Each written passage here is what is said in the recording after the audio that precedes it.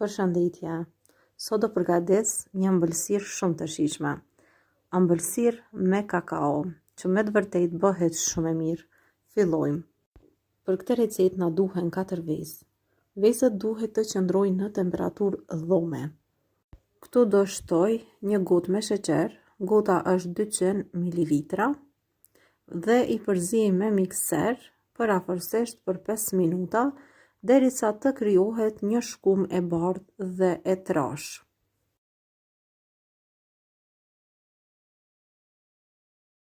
Pasi vezët i kemi rrahur dhe janë gati, këtu do të shtojmë një gotë me qumsht. Ta i shtojmë 100 ml vaj ose gjys gote, një paku sheqer vanilje dhe do t'i përziejmë pak me tel. Pastaj do t'a shtojmë edhe mielin, një gotë me miell.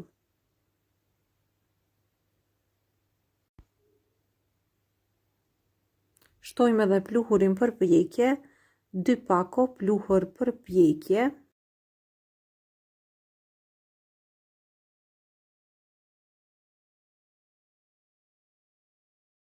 Do t'i përziejmë me lugë. Pra, i përziejmë me lugë, jo me mikser, derisa të bashkohen mirë mielli me vezët.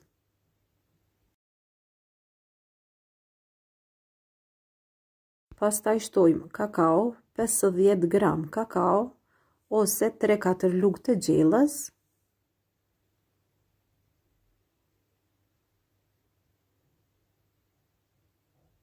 Dhe vazhdojmë e përziejmë me lugë, derisa të krijohet një masë e trashë. Pasi e kemi gati brumin e ëmbëlsirës, ne vazhdojmë edhe do e hedhim në një tepsi. Kjo është tepsia të cilën unë do ta përdor, është një tepsi katrore. E hedhim në tepsi.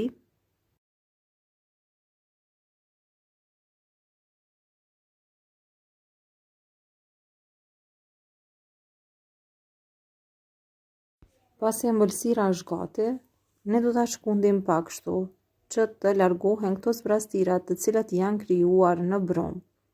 Edhe ëmbëlsira kështu do të na dalë më e mirë. Vazhdojmë dhe e pjekim në furrë të nxehur paraprakisht në temperaturë 170 gradë, për afërsisht për 30 minuta, por duke e kontrolluar se është pjekur ose jo. Pastaj do ta presim në pjesë të katrore. Unë po e pres në këtë formë kështu, por ju mundeni me e prej edhe në pjesë më të vogla nëse dëshironi me ju dalë më shumë pjesë për më shumë persona. Pastaj vazhdojmë me anë të një piruni duke krijuar vrima tek ëmbëlsira, sepse kështu më lehtë pastaj do depërtoj edhe salca me kakao. Vazhdojmë përgatitim salcën. Pra, në këtë tenxhere kam hedhur një gotë me sheqer, 500 ml me qumsht ose 2 gota e gjys qumsht. Pastaj do shtoj 100 ml vaj ose gjys gote vaj dhe gjithashtu 50 gram kakao.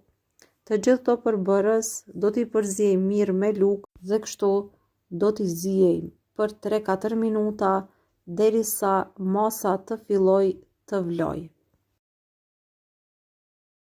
Duke e zier do ta përzieni që mos t'ju ngjitet dhe kështu për 4 minuta do të jetë gati.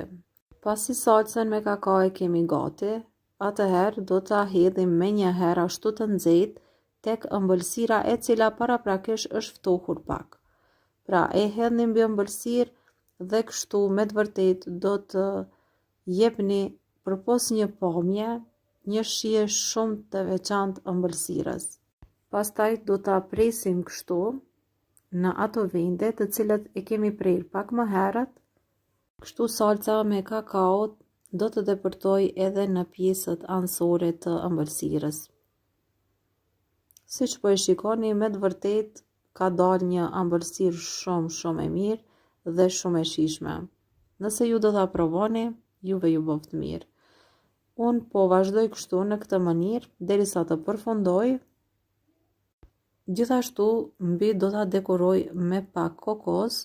Ju dekorin mund ta bëni sipas dëshirës.